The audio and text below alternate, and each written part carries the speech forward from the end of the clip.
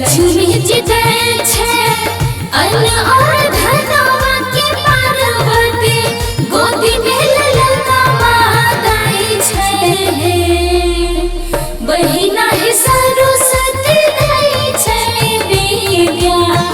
आहार ज्ञान के बिना बहाली मैया आई है।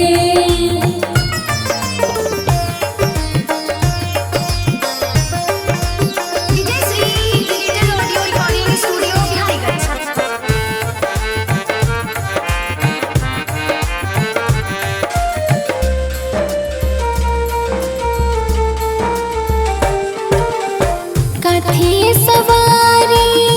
लक्ष्मी मैया के काठी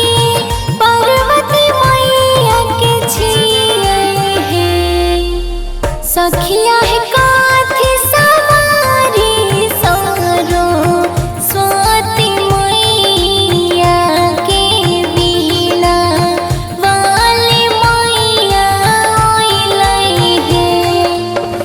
उल्लू सवारी लक्ष्मी मैया के सेरे पार्वती मैया के छियाई है बहिना है हंस सवारी सारो सती माई के बिना बहाली मैया आई रे।